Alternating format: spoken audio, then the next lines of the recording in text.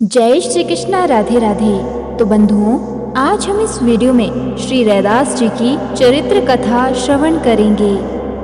संत शिरोमणि श्री रैदास जी की निर्मल वाणी संदेह के ग्रंथियों को खोलने में पूर्ण समर्थ है। श्री रैदास जी ने जो भी कहा है वह सदाचार वेद शास्त्रों के अनुकूल ही है। उन्होंने निरक्षीर अर्थात सत और असत का विवरण करने वाला परम हंसों का भाव अपने हृदय में धारण किया तथा सार असार का निर्णय करने वाली उनकी वाणी को परम हंसों ने अपने हृदय में धारण किया। उन्होंने अपने इसी मतर्य शरीर से भगवान की कृपा और परम श्रेष्ठ गति प्राप्त की। राज सिंहासन पर बैठकर अपने शरीर में सोने का यज्ञोपवीत दिखाकर अपने पूर्व जन्म की ब्राह्मण जाति का विश्वास लोगों को दिलाया।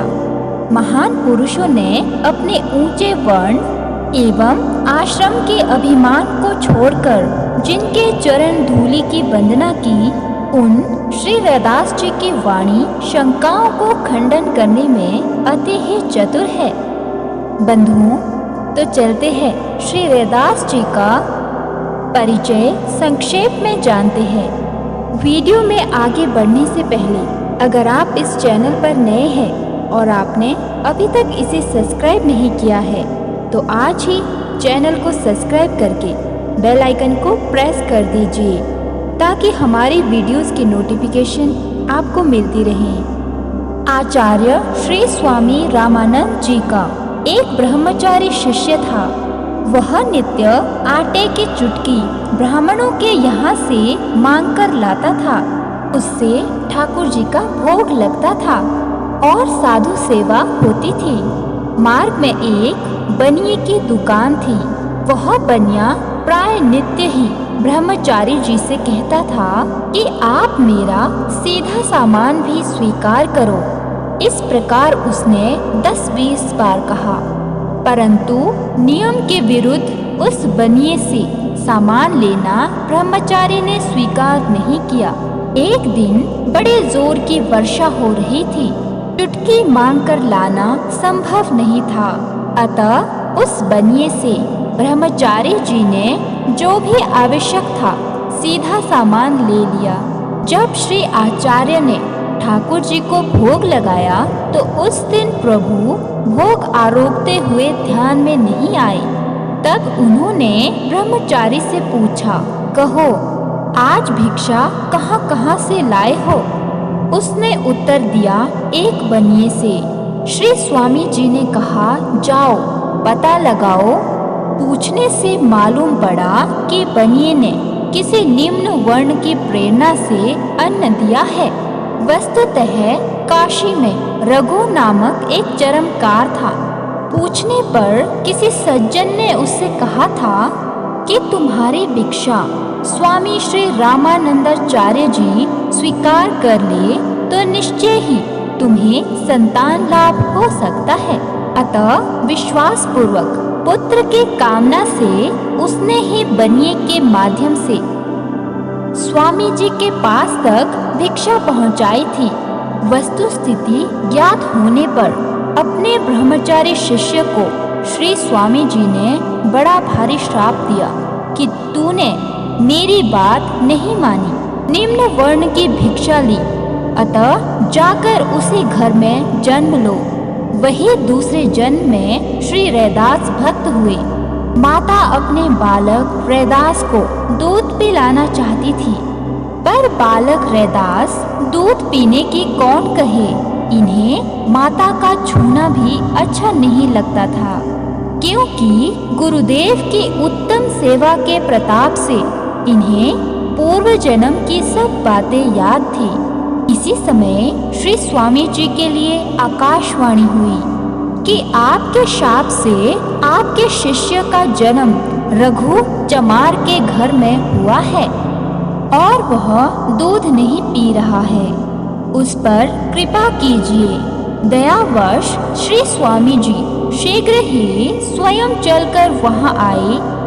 बालक के दूध न पीने से माता पिता बड़े दुखी थे।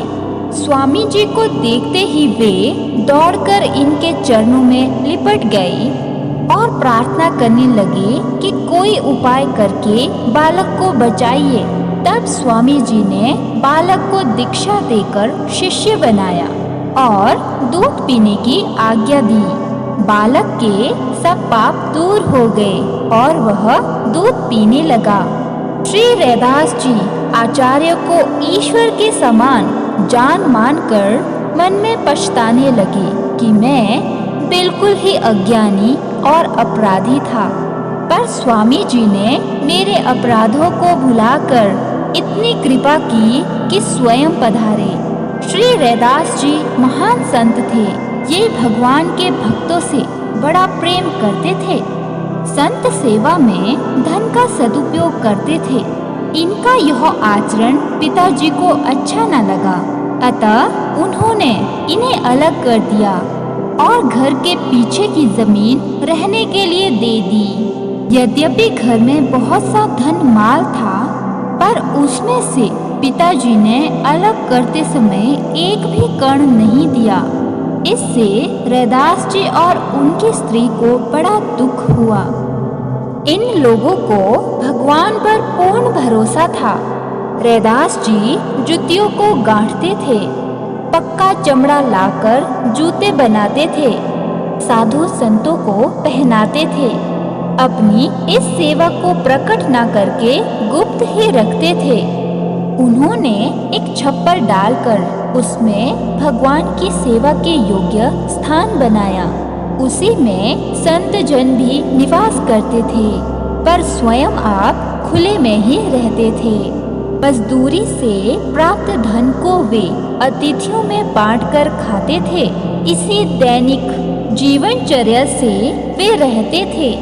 एक दिन स्वयं भगवान भक्त का वेश बनाकर श्री रैदास जी के यहाँ पधारे और श्री रैदास जी को पारस मणि देते हुए कहा कि इसे संभाल कर रखना। श्री रैदास जी ने कहा, मेरे धन तो श्री राम जी है, इस पत्थर से मेरा काम नहीं चलेगा। मैं धन संपत्ति को नहीं चाहता हूँ, मैं तो यह चाहता हूँ कि संत भगवंत की सेवा में अपना यह शरीर भी न्यौछावर कर दूं। संत भगवान ने पारस का प्रत्यक्ष प्रभाव दिखाने के लिए उसे लोहे के रापी से छुआ दिया। वह सोने की हो गई। फिर पारस देकर श्री रैदास जी से बोले कि आप कृपा करके इसे रख लो और आवश्यकता पड़ने पर इसे निकाल लेना। तब श्री रैदास जी ने कहा, यदि आप नहीं मानते हो तो इसे ठाकुर जी के छप्पर में रख दो, जब इच्छा हो तब निकाल ले जाना। साधु वेशधारी भगवान श्याम सुंदर 13 माह बीत जाने के बाद फिर श्री रैदास जी के यहाँ आए और बड़े प्रेम से बोले, कहिए रैदास जी, पारस का प्रयोग करके क्या सेवा की? श्री रैदास जी बोले, जहाँ आप रख गए थे वहाँ ही रखा होगा, आप उसे ले लीजिए। श्री रैदास जी की ऐसी बात सुनकर पारस को लेकर वे चले गए।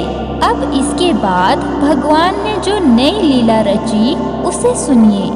प्रातः काल जब श्री रैदास जी ठाकुर सेवा करने जाते तो नित्य 5 मोहरे वहाँ मिलती। बिच्छू की तरह उन्हें चिमटे से पकड़कर रैदास जी नित्य गंगा में डाल आते। अब तो रैदास जी को ठाकुर जी की सेवा से भी भय लगने लगा। तब भगवान ने स्वप्न में श्री रैदास जी से कहा, तुम अपना हठ छोड़ दो और मैं जैसा चाहता हूँ वैसा करो। अंत में श्री रैदास जी ने भगवान की बात मान ली। नित्य प्राप्त मोहरों से नई जगह लेकर विशाल संत निवास और भगवान का भव्य मंदिर बनवाया। उसमें दिन रात सेवा और भजन कीर्तन से ऐसा लगता था कि श्री भक्ति देवी यहीं रम गई है। उसी समय और प्रेरक रघुवंश विभूषण ने ब्राह्मणों के हृदय में प्रेरणा की कि रैदास की सेवा का विरोध करो। उसे बंद करा दो। तब बहुत से ब्राह्मणों ने एकत्र होकर राजा के आगे भरी सभा में श्री रैदास जी को गालियां देते हुए पुकार की। उन पर आरोप लगाया कि वे शूद्र होकर पूजा करते हैं। यह अन्याय है, इसे रोका जाए, अन्यथा आपका राज्य नष्ट हो जाएगा। तब राजा ने श्री रैदास जी को बुलवाया तथा उनका चमत्कार देखकर न्याय किया और श्री रैदास जी को सेवा का अधिकार प्रदान किया। चित्तौड़ नगर में झाली नाम की एक रानी रहती थी। किसी गुरु से उसने कान में मंत्र नहीं लिया था। वह काशी आई और श्री रैदास के सुयश को सुनकर एवं दर्शन मात्र से सद्गुरु बुद्धि आने पर उनके शिष्या हो गई। उसके साथ बहुत से ब्राह्मण थे। यह समाचार सुनते ही द्वेषवश उनके शरीर में आग सी लग गई। वे सब लोगों की भीड़ को लेकर राजा के पास गए और कहा, रैदास जी को दीक्षा देने का अधिकार नहीं है, उन्होंने अनधिकार चेष्टा की है, आप न्याय करें। तब राजा ने रैदास जी को बुलवाया और भगवान की मूर्ति को सिंहासन पर विराजमान कराकर कहा, बुलाने से भगवान जिसके पास चले जाएंगे वही उसकी सेवा तथा उनके मंत्र को देने का अधिकारी समझा जाएगा। ब्राह्मणों ने सस्वर वेद पाठ करके भगवान का आवाहन किया, किंतु भगवान उनके पास नहीं गए। पश्चात श्री रैदास जी ने पतित पावन नाम आज प्रकट कीजिए यह पद गाया। तब भगवान श्री रैदास जी की गोदी में आकर विराजमान हो गए। झाली रानी के बुलाने पर श्री रैदास जी चित्तौड़ को पधारे। रानी ने बड़ा भारी स्वागत किया और बहुत सा धन तथा वस्त्र न्यौछावर किए। साधुओं के विशाल भंडारे हुए। यह सुनकर बहुत से ब्राह्मण भी पधारे। उन्होंने भंडारे में भोजन करना स्वीकार नहीं किया, इसलिए इन्हें सीधा सामान दिया गया। ब्राह्मणों ने रसोई की और जब भोजन करने के लिए बैठे तो उन्हें पंक्ति में दो दो ब्राह्मणों के बीच में एक रैदास बैठे दिखाई पड़े। यह चमत्कार देखकर उनकी आंखें खुल गईं। तब वे दीन वाणी से अपराध क्षमा करने की प्रार्थना करने लगे। लाखों ब्राह्मण भी उनके शिष्य हो गए। श्री रैदास जी ने अपने शरीर की त्वचा को चीरकर सोने का यज्ञोपवीत सबको दिखाया। इससे सबको विश्वास हो गया कि ये दिव्य पुरुष है। तो बंधुओं, ये था श्री रैदास जी का पावन चरित्र कथा। मिलेंगे अगली वीडियो में, तब तक के लिए राधे राधे।